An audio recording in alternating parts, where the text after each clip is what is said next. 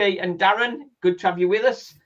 How's the mental health after yesterday, Frankie? It was good until they scored. I was happy until they scored. It's deteriorated since then. I haven't experienced anything. I in my time supporting Walsall since I started going in the early 90s. I've not experienced that situation before where we've all had the relegation days and stuff like that, but we've never had that promotion in our grasp and then a last minute goal to take it away. I've never experienced that personally, so I just felt numb, really. I sort of, and I think this is, I think you're sort of in the psychiatry world, aren't you, Darren? So psychology, yeah. Mentally, I'd already admitted that we were going to be in playoffs to myself. So when we were ahead and we were theoretically going up, I was still sort of quite subdued. I just thought in my head that Bradford are going to score. I was checking my phone that last 5 minutes. I was just. That was everybody else. Everybody else. I know, but I was just waiting for it. We knew it was going to happen, didn't we? We just knew it was going to happen. I think my emotions turned from. I think I was very angry before that game, given that we were in that situation. On the day, I was trying to be like my little boy was with me, trying to remain like, come on, we can do it. But then last night was kind of like, I think it's like the stages of grief. I was in kind of like weird numb mode, like just like sick. And then today I got to anger again. How about you, Frankie? Where are you with that? It's more or less just it's acceptance now. It's about getting it to looking at the next stage, and let's hope the players are as little affected as possible, because it's weird because before the game we thought we'd playoffs and I thought we've written out, but now there's a little bit of confidence in this club for some reason because of that last performance. There's a bit of confidence coming out of somewhere, so it's just a confidence enough just to get through the playoffs and win the playoffs, and there's nothing better than winning the playoffs. That's very true. That's very true. Going into the game, myself and Stephen were like, forget everything else. If we win this game, that'll give us some momentum, of only a slight amount, obviously, would give us a glimmer of momentum going into the playoffs. And so the fact that we won the game, we closed out the game quite well in the end, even though it was a bit nervy when their guy had a clear opportunity near the end. At that point, Bradford was still level.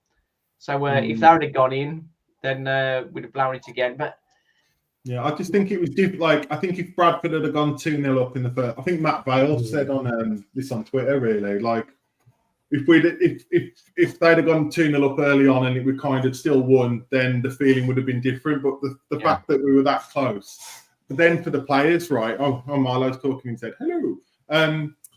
Even for the players, like being in that situation, I wonder how much of, again, thinking about the psychology of it all, the situation where it was Bradford scored very early on and we know what's happening, but to go from that high to that low for us, but also the players, I just really worry. And the opposite to that is Chesterfield, right? Because were they 9th or 10th going into the final? Yeah, they were.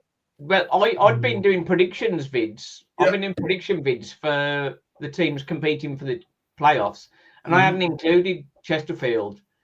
And in my last video, I included Salford because they seemed to come from nowhere. I still haven't mentioned Chesterfield. I know. Just shows my predictions were how great they were. They're going to be on a high.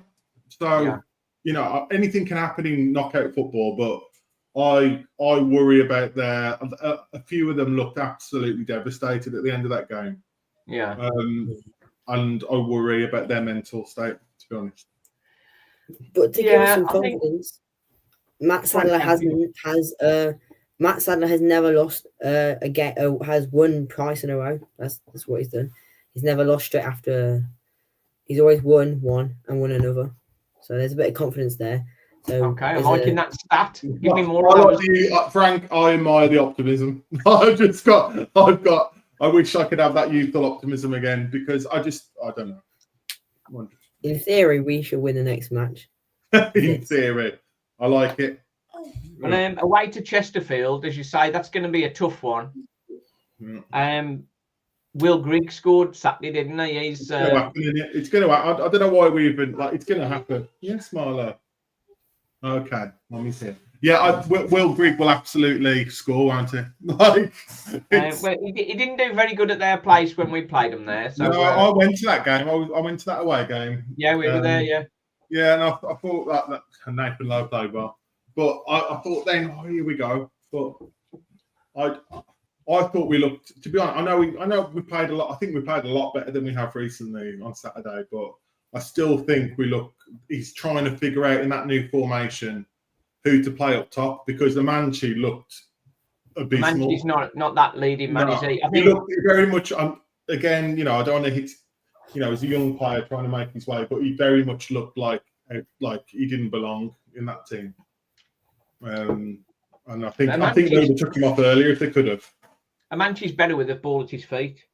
Yeah, and I don't think he play. He's a big lad, but I don't think he can play that lone striker. No, when he had that header, first half, and he never even looked like he was going to put a header. He doesn't look like he's not like Matt in terms of a target man. No, I think there's been a lot of criticism of Matt. I think something like the last 6 or 7 games, he's not had a shot. Yeah, I agree, but he's how old is he now? Like 35, 36 or something like that. He's played every week, so I'm not surprised. We'll get back to the manager in a bit. Yeah. So let's just check some of the early comments. Let's have a look. I think happy thoughts, says Lee. Just trying not to be too negative going into the playoffs. Does it work for anyone else? I'm just keeping my fingers crossed, says James. Carl Harbridge. Damage was done before yesterday, before yesterday, and the club continues to be like ostriches with a head in the sand. Why not come out and say we have cocked it up and admit it otherwise? How will we ever learn from our mistakes? Completely agree there, Carl. Up the Saddlers, says Max Dow. Dan Azza and Travella. Oh, yeah. Should never have got to that point in the first place, says Crane Eater. Is never. How right is that, really? I don't think that's the... yesterday was, that emotion at the end and we were so close.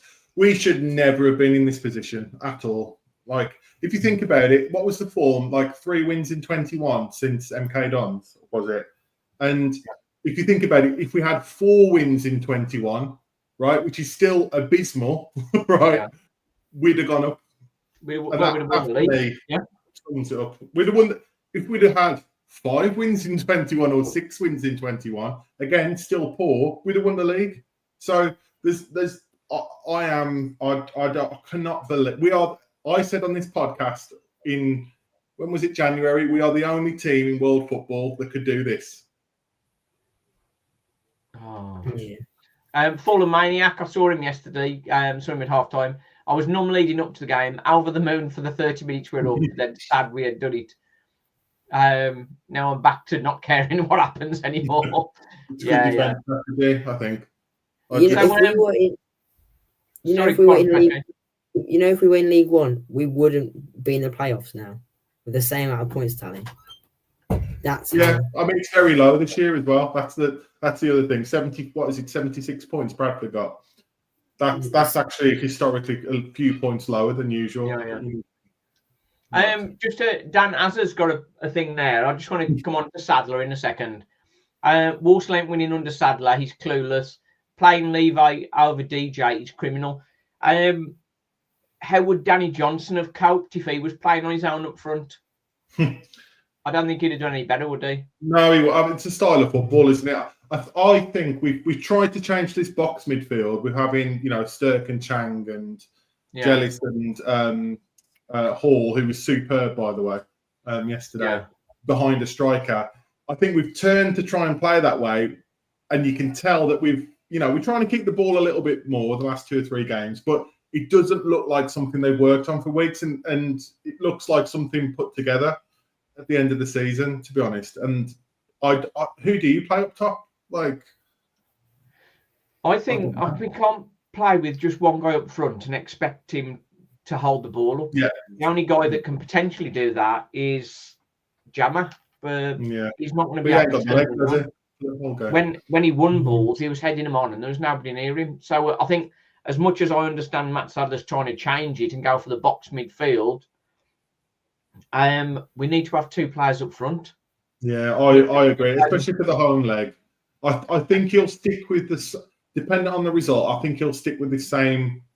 But I think we'll see Matt in for a Manchi, and I think the rest will be the same. To be honest with you, for the away leg. The problem is the problem is of a formation is we seem to concede a lot more but score more.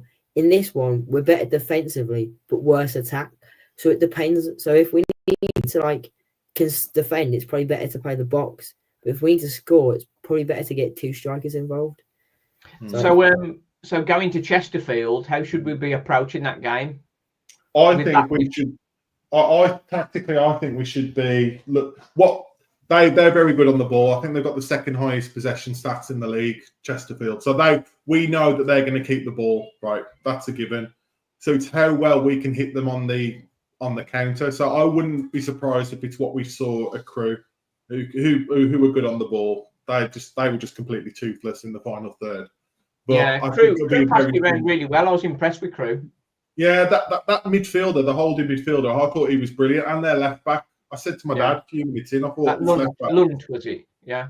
Lunt, and who was the left back? He was really good anyway. I thought they just looked completely toothless, I thought. But they're sort of the way they passed it round. That's how Chesterfield will play, so we'll have to press them and we'll have to try and hit them on the counter, which we did effectively, right, the first half of the season. But teams have worked us out, so I think it'll be the same. Tell me, Frankie, am I dreaming if we are under the cosh and conceding a lot of possession and we're looking for a break, the ideal guy to have up front would be Ethan Wheatley, because he's quick. He's quick. You can play the ball to his feet, play behind the defenders so he can run onto the ball. That sounds like the perfect role for him, don't you think?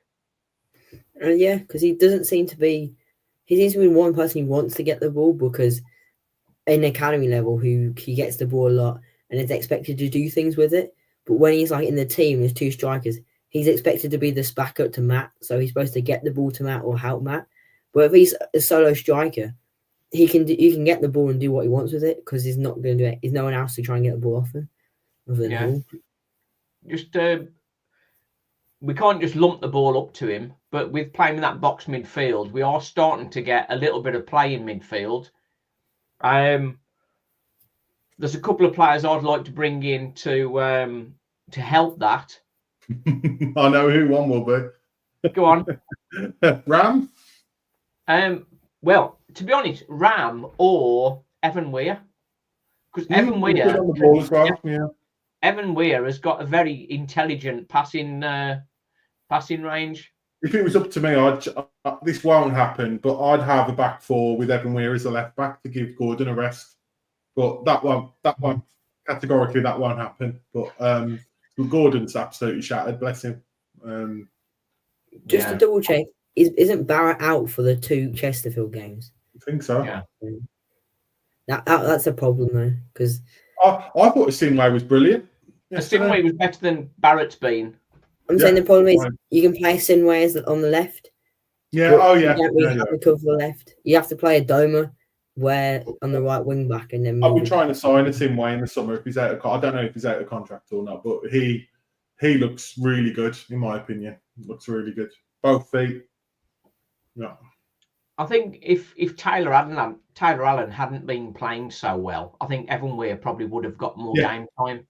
But Evan Weir can also play that left wing back role. So why he's not being used, why he hasn't been used, I can't. Has he played in there since that MK Dons game away where he was let's be honest, rubbish. But yeah, he got caught out in that game.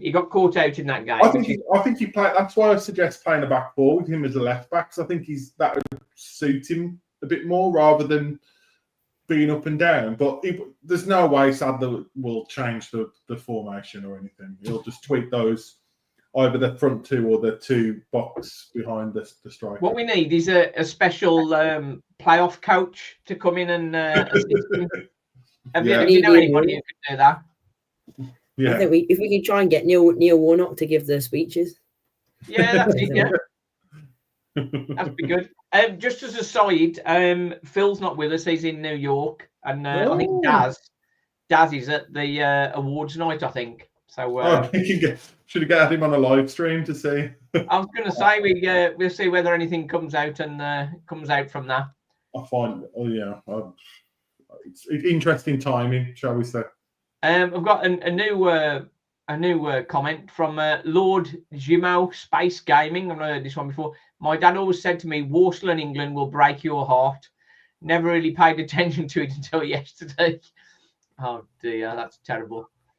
Can you guys give an update on Wheatley? I've not seen anything. If he's still with us, is he still an option? Well, Adrian, I heard that he'd gone back. But then I heard another report that he was actually at the ground on Saturday. So I think he's about. If it's a youth loan, they can play for the under-21s. Yeah. Because there was a bunch of them sitting on the sidelines, like Weir and Wham. And I think he was there. I can't recall for sure. But they're all sitting on the side of the stadium watching the game on their tracksuits. And then in the second half, they were near the players, I think, with the players. So yeah, I think he was there. How about Josh Gordon starting up front? Jesus Christ. No. One thing depends if we need to press. That's the one thing, because he can run. I can't deal just to cap this season off. No. Do you know what? When Josh Gordon goes through on goal, I'm just like, just look away, because he's going to spoon it over the bar or something. It works hard, but whoever gave him a 2-year deal before he got injured, that was typically scored. He scored. Yeah, he's got more yellow cards in his career than goals in the league football. I wish that stat was made up. It's not. Oh dear. Amanchi wasn't great, but Matt was even worse when he came on. I'm not sure I completely agree with that, but I mean, as a goal threat, Matt was not I think great. he was a threat in the box, but again, I can kind of see where that's coming from. Like, I don't think any of the strikers cover themselves with goals the last few weeks, but who could? Yeah. Because yesterday he kind of stopped pressing. It looked so good, but it's weird. He was pressing and then he scored, and he just slowed his press down. It was like the two box players would get forward and he'd just be standing randomly walking in the space where he should be just running to get the ball. I think I've mentioned this on the chat. I've mentioned this on the channel. Tranmere tried playing two old guys up front, and it just doesn't work. You need more energy. Like Adama and Matt. Like, it didn't work, did it? And Adama and Ellis Harrison again, same. Yeah, kept going to it, especially if we're playing that high press, fast paced game that we were doing first half of the season. But again, this John's comment here, I've mentioned this on the channel. If we'd have stuck with Wheatley, we'd have gone up. I truly believe that the young lad would have done something for us. I think he was getting quite quickly, wasn't he? Like, I went to Fleetwood when he started there, and he didn't have a touch of the ball. But again, how old is he? 19, 20? He's not going to come 19, in and yeah. He's not going to come in. I'm not sure there's a Fleetwood game, but he had one chance. And it was a good save from the keeper. Well, Bradford probably.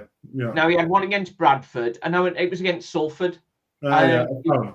Near post, flicked the ball to the near post. It looked like it was in the near post, and the keeper somehow got to it. Yeah. I think couple of games, he'd have gone off the mark, and he'd have been up and running. And this has happened with Sadler. The players are just bombed out and bombed back in. Like Williams, gone, he's back. DJ, he's gone, he's back on the bench. Like, yeah, Weir played a little bit, he's gone. Like, It's happened, especially since January. I don't know why this has happened, but players are just Lakin, stalwart of the team, out. Oh, now he's back. Like, I don't know. Yeah, Lakin. What's happened to Lakin? He's not injured. Jamie Jellis, we love him. And first half of the season, absolutely amazing. Mm-hmm. I think his confidence has dropped and his energy levels has dropped. They're all shattered. The thing is, it's not through lack of effort on his part. I think he's just shattered. Yeah. Yeah, I think they're all shattered. They've been running to the ground. So if only we got players. Yeah. If only we got a squad of players where we could bring players in who haven't really had much game time, like Danny Johnson, Evan Weir, Ronan Mayer, Ethan Wheatley, Chang, all the Darius Lipswick. The mysterious Darius Lipswick. Yeah. I think I said on the channel, I've only seen him one time, and that was in Smash Burgers. Yeah, I think.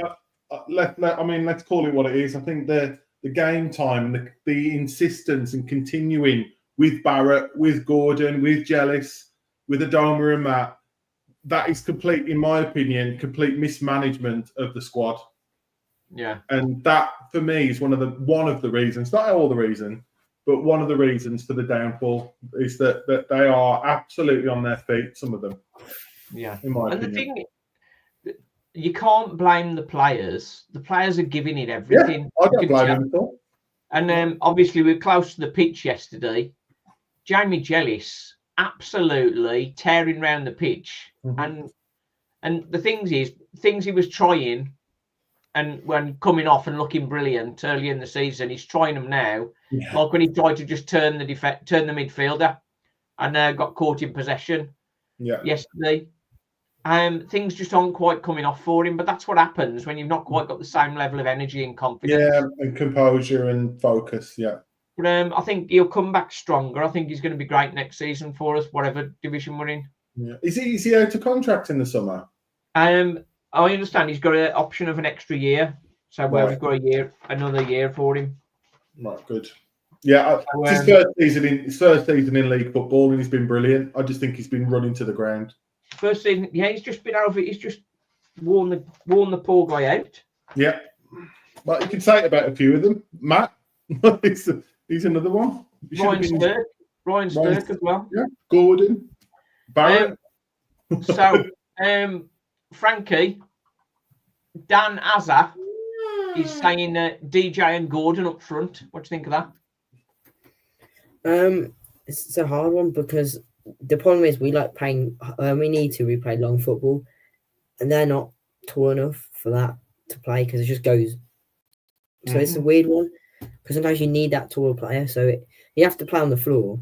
You'd have to play balls in through the box. You'd have to play you'd have to kind of play the box for formation, but you can't if not. So maybe if we did play DJ and Gordon, you'd have to then take out someone like Jellis and put Gordon in the box formation to work the best.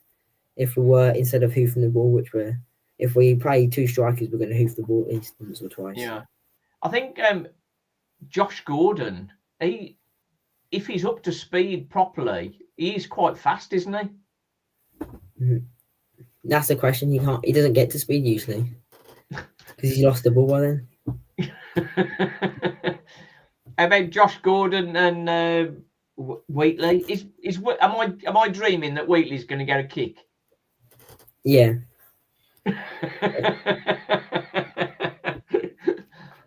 Oh, I don't think it would be anywhere in that team because if he wasn't on that bench, Ronan Mayer, is he going to get a sniff of a kick?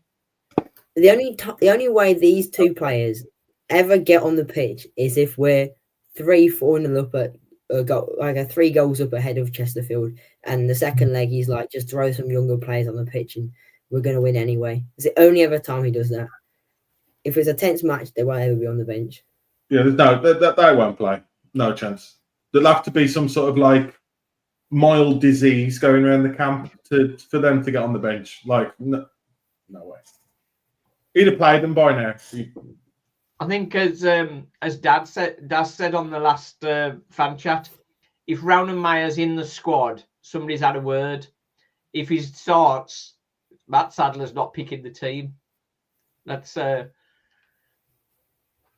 on. Probably the one.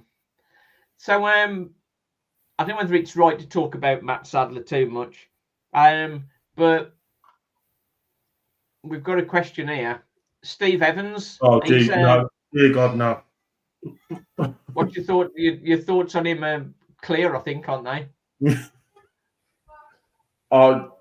I can't even comprehend that. No. But one of the things I talked about on my my little rant I did, when myself and Frankie went to the Academy Spotlight, they were saying we're going to play the same throughout the whole club. So we're going to play 3-5-2. We're going to play a high press, and we're going to keep players that fit that system. If they don't fit that system, then we'll just let them move on. And but then, Frankie, I think the worst thing was, I don't know. I say worst thing. I don't know whether I'm right saying that, but what Rob Williams was saying, if they're in a game and they're 1-0 up and under the cosh, they don't change formation, they don't change what they're doing, they carry on playing exactly the same. And I said, well, that's fine, learning your role and that sort of stuff, but winning games is ultimately what's important. So, Frankie, the problem is academy level, so it's all about getting the best out of the players and getting them ready to speed for loans and the first team. So playing them constantly doesn't matter if they win, because who cares if you're top of the academy league, because it's nothing. So it's about, if they can get top to speed and get used to playing the football, that's fine. But it's if Sadler then plays that constantly in our team, then that's the problem. You don't need to win every academy game, because there's no point to, as they said in the fan thing, is they rather have, they want to take down their egos and get the best for the players. So, but then it's, does Sadler then just carry that on, say, I'll just play the same football for the 90 minutes, even if we're winning 7-0 or losing 2-0, losing 7? I've got a couple of comments, if that's okay. I think, go on, jump in, Gaz. Two things quickly with that model. I don't like it. Young players should be versatile, and they should be able to cope with different ways of playing, different systems. That's just my opinion, right? As you probably know, I coach youth football. I haven't seen that sort of rigidity in a setup. Who am I to say if it's right? I just don't like it, right? I've seen a lot of different academies, and they're always changing the positions, the way they're playing. Anyway, but I don't like that. The problem with that model is, again, first thing, your young players, they need to understand different situations, different ways of playing. And who are we to say how football has changed? Think how much football's changed in 20 years, and even in the last 10 years, right? That the way teams play will change in 10 years' time, right? It'll be completely different. We've had the tiki-taka period. We've had this high press period. We've had the inverted fullback period of the last couple of years.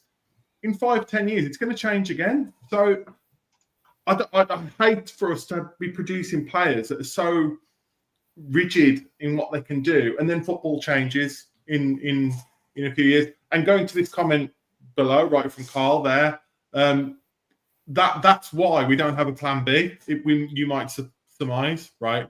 What is the plan B? We've played the same formation pretty much 99.9% of this season. 3 at the back, 5 across the middle, or the box with 1 or 2 up front. We don't change it. So I think those two things are interlinked in terms of the rigidity of not having another way of playing.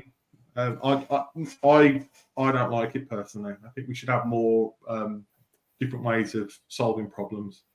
Sorry, I completely agree with that. Frankie, your thoughts? I think, I agree with that, but that's why I think they put more players on loan than the other teams, because they don't realise that the way they do their academy football isn't going to be the best. That's why they force all their they try to try as many academy players on loan instead of like how their game. They do it on purpose so that they don't. I don't know, so that they get used to playing other styles of football. But you kind of have to look at other academies like La Masia. How do La Masia do it? And that's what they should be looking at. Well, we're also a Cat 3 academy, so we're going to be limited to a certain profile of still good players, but a certain profile of player.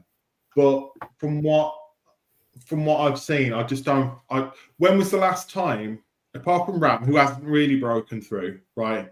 Who are the players that are coming through? Look at Crew yesterday, right? That we know Crew have been known for 20, 30, 40 years of bringing young players through their system, right? Going into the first team. When was the last time we had an academy graduate come through and play for us? Well, we who? Kinsella. Yeah. Oh my God! I'm gonna have some sort of like, but Frankie, yeah. do you want to reply to that, Frankie, from what Rob Williams said had gone on with the academy, or shall I? You can carry on. Essentially, the academy had pretty much shut down. There'd been no investment, no action in the academy. It was like it was almost like a dormant account until Rob Williams came back in, and he sort of started things back up, trying to get funding for the team and trying to get coaches in and that sort of thing. So he's done a good job getting things moving again, but I think the deep set routine of not coaching, the flexibility and being able to change tactics within a game is a big problem. Interesting, we've got from I've just got one comment in here first when we go to, why did Sadler get a contract extension? Wrong decision by the board. They could have put Gary Waddick in charge for the second half of the season. Yeah, that was definitely I had Alex on yesterday on the fan reaction, and he was talking about that. And I know we're only guessing about wages and that sort of stuff, but it's sort of somewhere around £250,000, £500,000 it'll cost to get rid of Matt Sadler until he gets another job. Yeah. So that is, and to be honest, get another job. How many people are going to be chomping at the bit to get Matt Sadler a job? Yeah.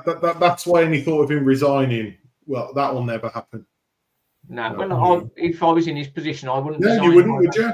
Like, to add to this, if I know he's not the greatest guy, but if we had Bonser, he would have never given him this contract. He would never have given him. And he'd probably be gone by now then as well. He would be the National League. He'd have probably, yeah.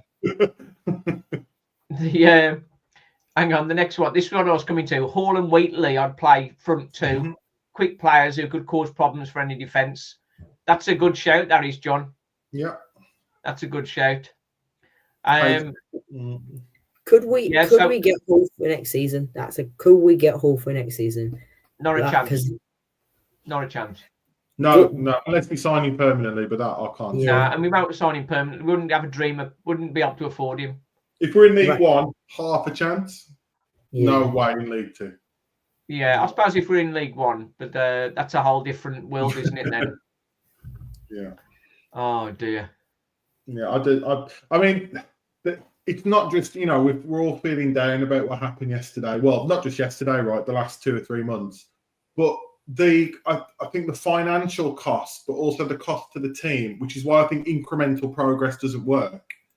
I think will be devastating because there's going to be a lot of the players in that squad, right, who are out the contract or had interest in January. They're going to be off. Yeah, and then you're going back to square one, and then the incremental progress becomes incremental getting worse. Well. Let's think about the players that are definitely here for next season, or we have a 1-year option on.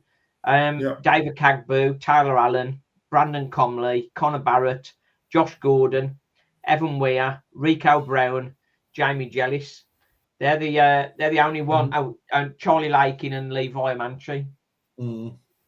Doesn't strike me as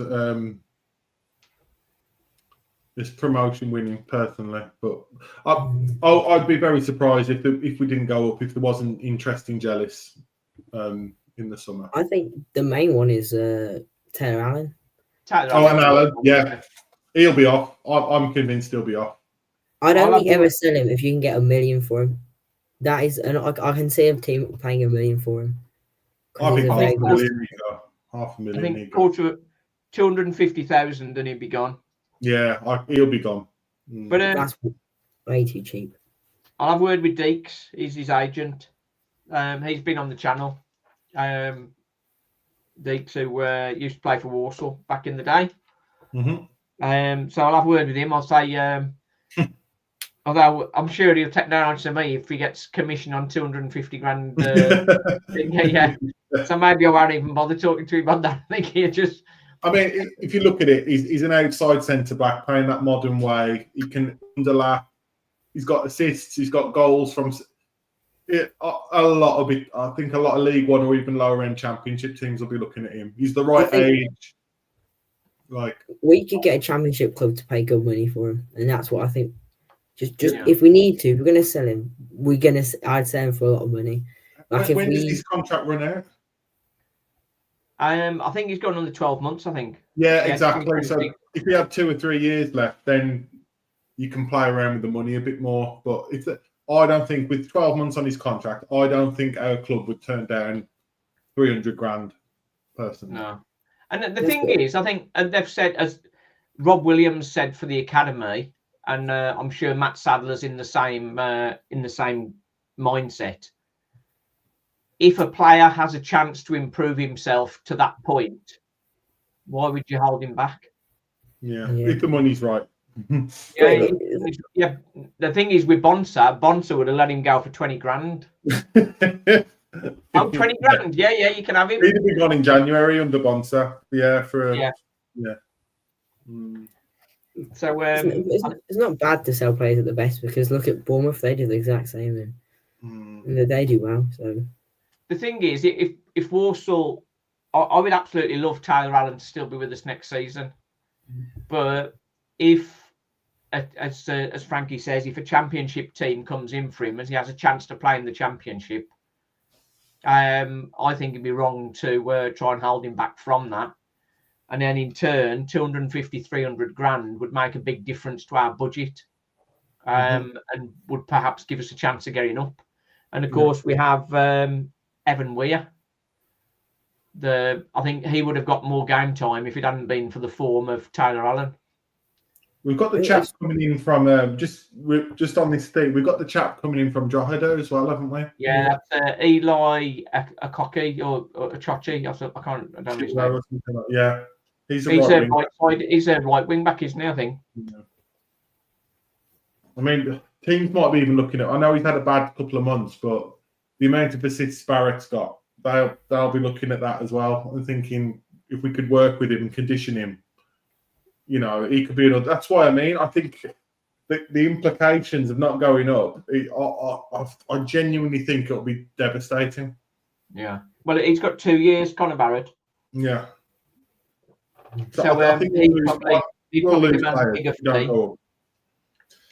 Then also we also have to now we have to sign a striker, but that's not alone. we need at least.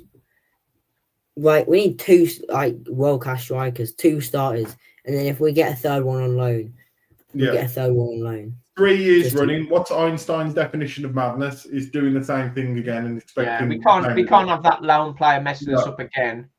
3 years running. It's not luck. That's not luck. No. That's the problem, isn't it? Yeah, we just took what David's just said there as well below. That's what we just talked about, right? That they've just been running to the ground, these players. Yeah. So I'm getting angry again there. What I'm sort of defending. I'm defending people a little bit here, defending the club a little bit here, because the budget that the likes of Port Vale and Bradford have got, and the amount of players that they've got from higher levels, and the amount of strikers they've got. Same with Notts County. The money they've been spending and Chesterfield. They're all spending way more than Walsall. Question: Why? Why aren't we? Yeah, to add with that, a few seasons back, Lee Pomlin said we had the top 10 budget in the division. Well, whatever Lee Pomlin says, take with a pinch of salt. But sorry, Lee. But I'm still getting over the Dutton being one of the best young coaches in Europe, whatever he said. Still having nightmares over that one. But we've got a company that's, got a pot that's millions, but even billions in their investment profile. They've spent 18 million on Silkeborg, right? I don't think it's I don't think it's unreasonable. I'm not asking us to go out and sign £1 million, anything daft like, Wrexham or, those evil clubs like Blues and Wrexham. But just a little, just to get us out of the division. What did they call us? They called themselves accelerators. Now, if we don't go up this year, I think Ben Sadler and Ben Boycott have done, in general, a good job in terms of making the club more professional. Yeah. The locker and everything. And this will be the question I can tell you now, this is the question I'll ask at the fans forum in June. If the worst happens, right, I hope it doesn't, but if the worst happens in the playoffs, right, how can we trust them and Matt Sadler again? Where trust is earned and built, and it can be taken away very quickly, right, in football. How are we going? We could be 10 points clear again next year. What will we be saying? Well, we could be 10 points clear in the next in 10 years' time, and we'll still be. We'll still be staying. They've got to. Obviously, this goes away a bit if we go up and we can reset, and the post-mortem can happen again. But if we don't go up, there's a lot of trust building that needs to go on, in my opinion, and that comes with proper investment. Yeah, I think a lot's been thrown at Trivella and that sort of stuff. I think in the January transfer window, we know we were close to signing Freddie Draper, which I think would have made the difference and would have got us there. But why were we signing? Now, I think Levi Manchi, has got potential. Yeah. And Ellis Harrison, a decent professional. But I mean, these were players who were struggling to get games in League Two. We were the top of League Two. Yeah. Why weren't we then looking at buying League One or struggling Championship players? Yeah. Getting them under contract, ready for League One next season. Like we did under Money, Kevin Harper, Kevin Cooper, Trevor Benjamin, they all came in and helped us, have a bit more experience in the squad to get us over the line. I thought the January window was diabolical, in my opinion. It was very disappointing. Simon, I think this is just my theory. I think being so many points clear, right? They thought, we're so, it's overconfidence. Yeah, we'll just get a few, get Lipsitch in and, a few loans like Chang. We'll be fine with 15 points clear. We said this. We all said this on the fan chat in January, the day before the deadline. If you remember, strengthen from a position of strength, right? We needed experienced players to come in and to push this squad on. We're not asking for £1 million signings or anything. Like you said, Simon, loans from the League One or the Championship or players that were going to be released at the end of the season to push us on. And we've signed a kid who we haven't even seen. Tang and Asimwe have only played because of the injuries and suspensions. Yeah. The striker, we've got a kid from Man United. I think Wheatley, if he played 10 or 15 games, would be a different position, but we weren't in that position then. We needed to just get promoted. So I think they scratched around for Harrison at the last minute, and I just think it was awful, that window. And it was overconfidence and resting on the laurels where we should have strengthened from a position of strength, in my opinion. Yeah, that was. I think we did have a bit of a discussion on it, and I think because everybody was doing so well, it was like, if you're bringing a player in from League One, they want him to get game time, and we probably couldn't guarantee him game time because we were sticking with the same team and they were winning every week. But signing players in January for the following season, that's the time to do it.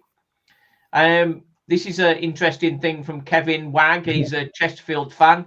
All right. Looking forward to seeing all you Saddlers next Sunday. We're going into playoffs with only 1 defeat in 12. Close to full strength.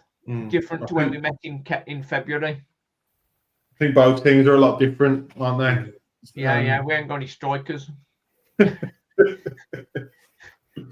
Is Paddy Madden injured, or maybe Kevin can tell us? Paddy Madden's back fit, I think. Yeah. Oh, is he back fit now? Okay. Yeah. Well, he always scores against us, so that's another one. Yeah.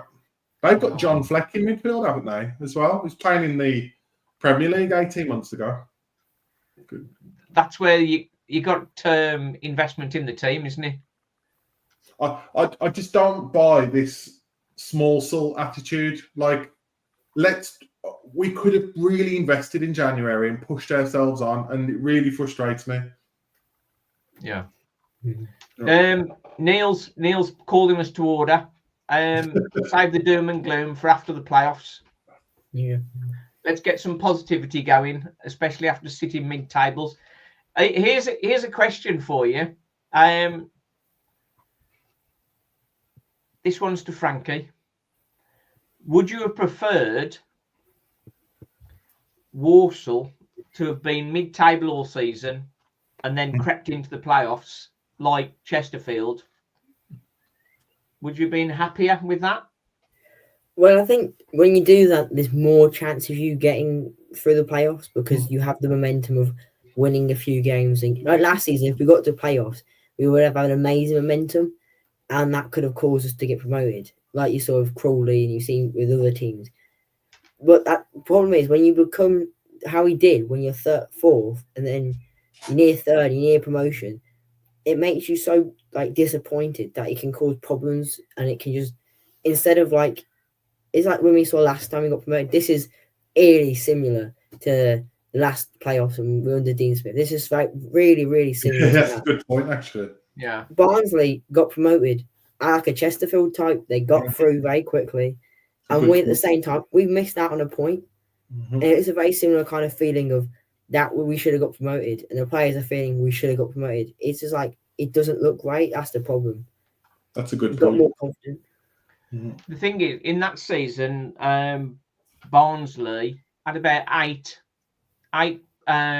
former Premier players that really went for it in January. They went in January. They signed a load of loans, didn't they? Yeah, and they got real good, high-quality players in, and that's why they completely did us. Yeah, Fletcher and people like that, didn't they? Yeah. And I think Chesterfield will beat us. They're the informed team. We won yesterday, first time in 13. We're Fallen Maniacs reminded me, he said to me yesterday, at this level, you can't expect players to do everything. DJ and Josh Gordon, good examples. One scores goals, but doesn't press. The other one does. Yeah, and we were just lucky with Nathan Lauer, did all three, didn't he? And yeah. Ariel boycotted updates, says Carl. He's not wrong there, is he? We haven't heard of him in a while, have we? Updates. Well, in the last two programs, they said they had a meeting to deal with what's upcoming, and Boycott said results need to change. So it sounds as though Salah might be under a bit of pressure, but nothing. I think he's here regardless of what happens next season. Well, the thing, if he gets us up through the playoffs, then I think he deserves a go in League One. Oh yeah, I mean, no one would expect him to be sacked if that. I wouldn't have any confidence in him, mind, but no one. I think 99% of Walsall fans, I would imagine, if we do fudge it up, would want a change of a manager in the summer. I would like to think, but I genuinely think he's not going anywhere, even if we bomb out the playoffs. Yeah, I think if we weren't to get through in playoffs, I think that would be very difficult for him to continue. But I think he will. Like you said, there's no reason for him to resign, is there? I just get this impression from them that they absolutely love him. Yeah. The interesting one from John Sadler here. Our gates are only 11th best in the league. To compete the top of the league, we need Travella to back us in the summer. Yeah. And the thing is, I think Travella, there's plenty of money in there. Yeah. Obviously, Silkeborg and that, a lot of money spent there. They've got And money. and I've sort of mentioned this a couple of times, I think, that the multi-club model, that's one thing. You sort of buy a club, show what you can do with that club, and then get another one. And it seems like it's gone buy, and they've not really sort of done the job and not completed a job. Because it'd be great advert for the Travella group if Walsall did get promoted.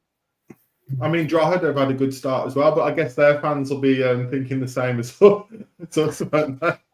Silkeborg, I think, did quite well in the Danish league last season. I think they just missed the cut because their league. Yeah, well, they're like European football territory, aren't they? I know they're sort of in the. I'd like to think that they might have some reserves or younger players that we could take. Because the Danish league in their first league will be a lot better than League Two standard. So I'd like to think we could get some of their players. What's going to happen is probably we'll end up sending, doing a Drogheda and sending some of our players to them, perhaps. Yeah, that's what kind of happens, isn't it? Sean Edwards saying, how can we trust the board and manager if we don't get promoted? Yeah. Trust is important. And the thing is, because the owners are from America, and because like Ben Boycott doesn't live here, obviously living in America, he's not at every game. He's not sort of there.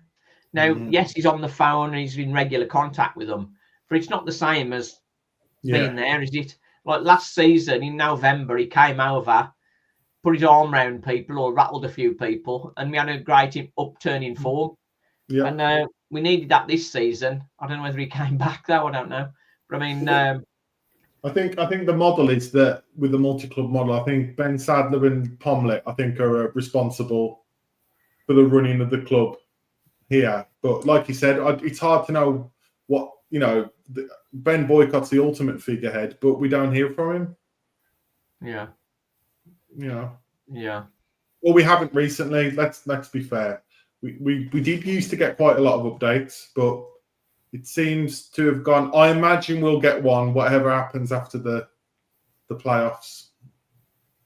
Yeah, and the thing is, I think what is going to come out is we promised sustainable improvements and steady progress, and when you look at it from the history books, then there is steady progress, but that's the problem with incremental progress. Like we discussed 20 minutes ago, we will lose players. Yeah, the thing is, steady progress is one thing, but context is also a context is extremely important. You're right. Yeah, progress would have been getting promoted this season. Now would have been progress. Yeah, steady progress from last season. Oh dear. Got Neil Barrett. If we're still in League Two, I think we don't have another promotion push next season. There'll be a backlash from the fans. Yeah, he's right though. Every 10 years, it's about right. Yeah. Well, it's was it 22 years since a promotion? Yeah. That's a long time, isn't it? Yeah. Oh dear. 19. Yeah, like we discussed, I think that key word is trust, really. I mean, how could we go into it? I don't think the fans will have Sadler. Well, I don't think they do anyway, to be honest with you. But we will not have him next year. There'll be some who do, of course, and that's fine, But I'll have zero trust with what's gone on.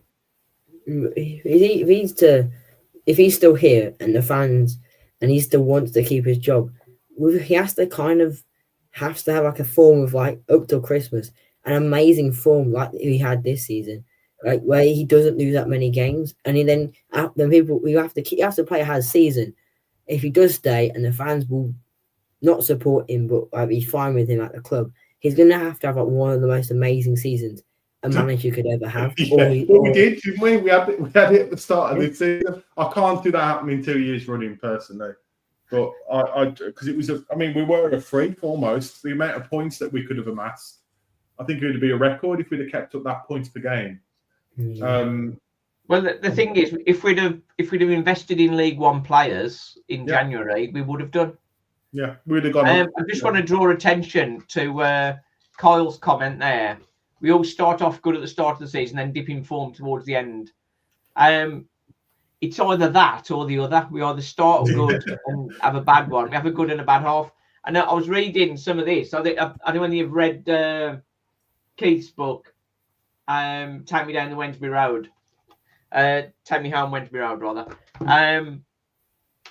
I was reading that a couple of weeks ago, and it was on about, well, we were doing really good, and then in the second half of the season, it all went pear-shaped, and he's like, I can't read this anymore at the minute. It's just too hard to. It seems to have happened the last 10 years. It seems to have been the same thing. I remember starting well under Keats in that season, then it all went downhill. Different view here from Neil. Don't feel yourself think the recruitment was poor. It was more than adequate to get us promoted. You know what? I kind of agree with. I kind of agree with that. If we'd have got like a Draper in, or I think we could have been even more secure. I think this squad could have got 5 wins in 20, and I agree. So I agree with that, Neil. But as Simon's been saying, we should have been building this team to be strong for next year, in my opinion. And it's not like.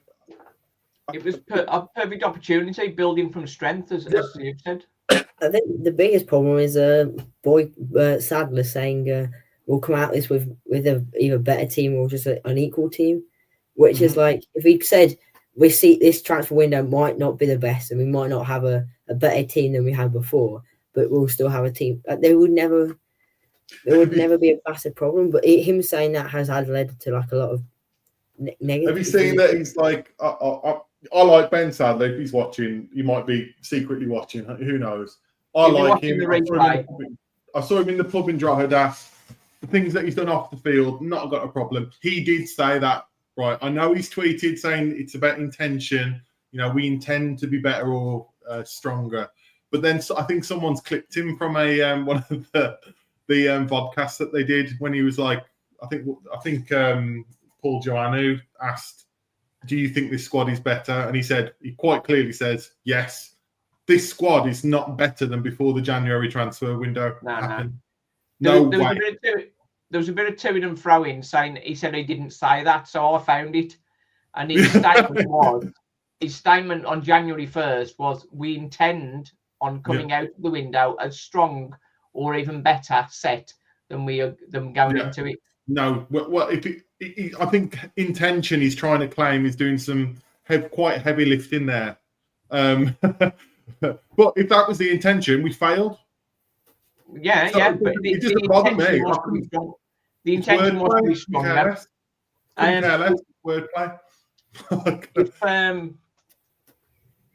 If we'd have kept Nathan Lowe, then obviously we'd have all been happy clappers and smiling and saying Travella and Matt Sadler are perfect. Yeah. So did you see Lowe at the EFL awards evenings, and he sounded hard done by Stoke. Well, the thing is, from his point of view, he wanted a championship medal, which he got. He'd have got a promotion medal if Worcester had got promoted, and he still will, I guess. But the thing is, I hate Stoke, right? I work in Kiel, right? We all hate them and Vale, but in a nice way, of course. But he's their player, so I don't buy this. He's their player. They're well within their rights to recall him, right? That was an option that could have happened. So for me, it's almost a non sequitur because it's not up to us. So let's put it this way around. Imagine we were struggling, right? And we had, let's imagine, someone at Drogheda. I'm not going to talk about DJT because that'll get me angry again. But someone at Drogheda who was like banging in or someone in who's in the National League banging in goals, right? Young player, we'd recall him. We could, it could come in, not look ready, and we could. So I don't buy. We should have strengthened. I just feel really sad for him because he had everything. It's just that's the problem. Yeah. Oh. I haven't seen him referred to as Pom Bear for a while. But I think it all comes down to John Fletcher's point here. Sadler's poor in-game management has cost us big time. That's the key point. Yeah, I think we had the players to get the results, and we've just not used them. His biggest problem is the bench. In the last few matches, he's made some really poor bench decisions. Like it's just random. Sometimes he has bench players. Whereas in like when we were playing these at Port Vale, we had bench players which were defensive, and then he had to bring on like midfielders, and he didn't know what to do, so he put a dome on as a left mid. He didn't have a plan. Midfielders there just in case we did midfielder changes or some strikers. He just had defenders and was expecting that we would either be drawing or winning the game, so he could just put defenders on. He doesn't have every eventuality. I did like what he did on yesterday because he had 4 more attacking players. Yeah. That was he made the right changes, didn't he? Yeah, and he had 4 strikers was the best decision he could have done because like if we need a goal, we've got 4 players to score us a goal. Yeah. And the one comment that really I don't think we mentioned it today. The one comment that wound me up in the week was that we're exactly where we want to be. Comment. Yeah, we exactly want to be 4th. I mean, no, actually. I'm going to jump in there. That he was misquoted there. I've looked at this as well, Simon, but he's using the present tense. Only slightly misquoted. Only slightly misquoted. I looked at that and he's using the present tense. So. Yeah, it's. I think the mentality. What he was trying to say is these are the games and these are the situations we want to be in. But no, we don't know. This is what I'm like. This should have been done and dusted weeks ago. Oh, fuming. I'm getting angry. You said about a therapy session. I hope I go into like calm mode after this. This has been quite good to get my. I just stood there shaking my head at the end yesterday. Yeah. Oh, yeah. We're coming back to that one. Jack our fans are brilliant, by the way, Simon. Just to clarify, I know Sadler's made a few digs over the last few weeks. Our fans have been superb all season, and they've backed this team all season. Yeah, it's a bit like the support yesterday, even though we knew it was sort of a forlorn hope, really, going into the game. To have like over 2,000 crew it was awesome and great sort of singing all the way through. Recruitment wasn't good enough. They've had all their eggs in one basket with Draper. But again, even and that's the frustration. Even Draper's not the accomplished League One striker we should have been bringing in. He would have been a big addition, and I think he'd have helped us over the line. But we needed to sort of look past that. So it's going to be a big.